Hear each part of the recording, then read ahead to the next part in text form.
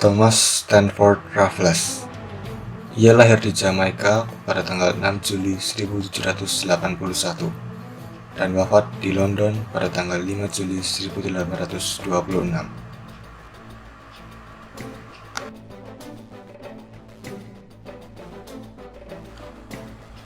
Thomas Stanford Raffles memiliki dua istri, yaitu Olivia Mariamne de Venice dan Sophia Hull.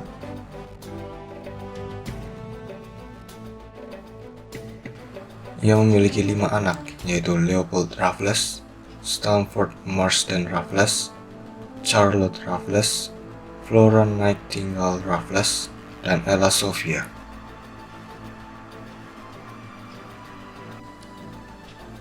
Thomas Stanford Raffles menikah dengan Olivia Mariamne de Venice.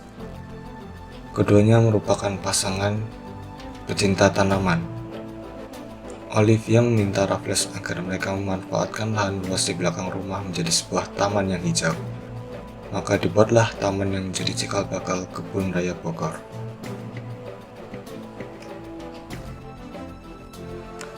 Sedangkan bersama dengan Sophia Hull, mereka berdua sangat menyukai binatang. Raffles pun menyimpan beberapa hewan sebagai hewan peliharaan. Bersama dengan Sophia Hull pula, mereka memiliki 5 anak.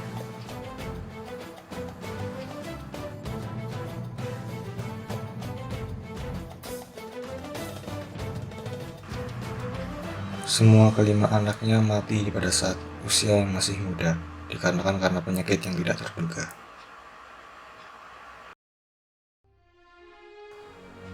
Sebelum kedatangan bangsa Inggris telah didahului oleh bangsa Belanda, tetapi bangsa Belanda kalah dan Inggris berhasil berkuasa.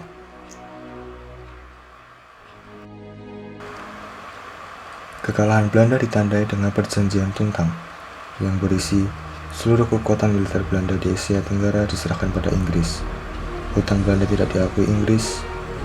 Pulau Jawa, Madura, dan semua pangkalan Belanda di luar Pulau Jawa menjadi milik Inggris. Kedatangan bangsa Inggris ke Indonesia dipimpin oleh Thomas Stanford Raffles pada tahun 1811 sampai 1816 selama 5 tahun. Thomas Stanford Raffles terkenal dengan sistem kebijakan sewa tanah atau yang disebut juga dengan land rent.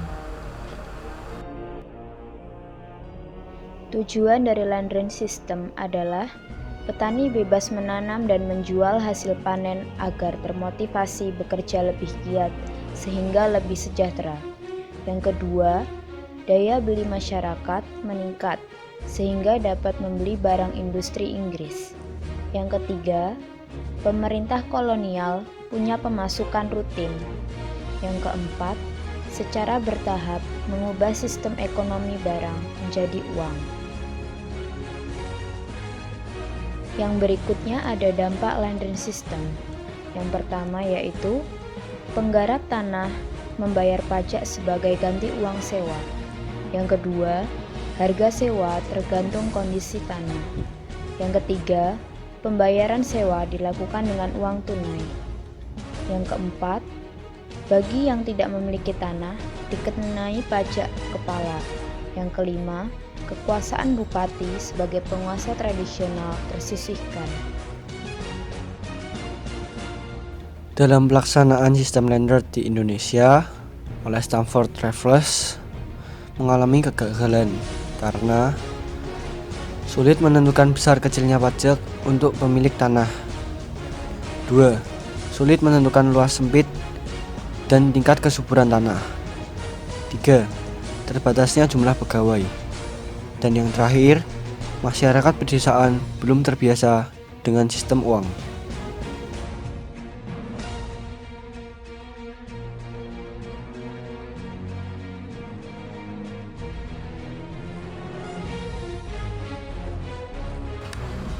Kebijakan di bidang pemerintah yang isinya membagi Pulau Jawa ke dalam 18 keresidenan, mengubah sistem pemerintah ke dalam pemerintahan bercorak barat, bupati diangkat sebagai pejabat pemerintahan.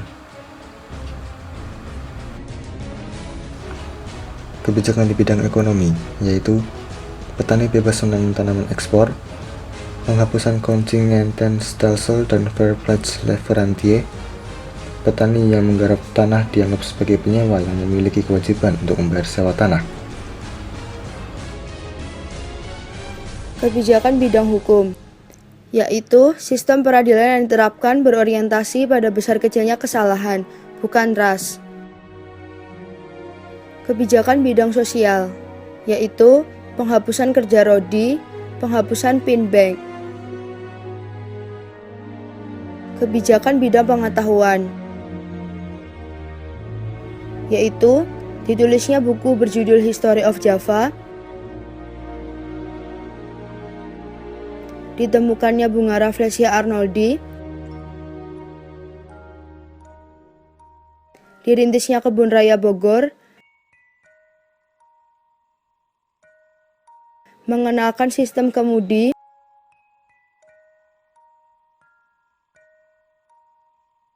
dan penelitian Candi Borobudur.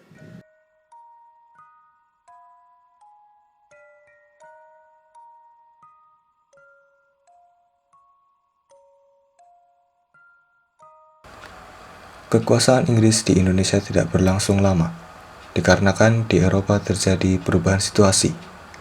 Belanda dan Inggris kemudian mengadakan perjanjian kembali pada tahun 1814. Perjanjian ini dikenal dengan nama Perjanjian London 1814. Dalam perjanjian ini menyatakan bahwa Belanda akan menerima kembali daerah jajahan yang dulu diserahkan kepada Inggris. Dan hal ini mulai terlaksana pada tahun 1816. Sejak itu, Hindia Belanda mulai berkuasa kembali di Indonesia.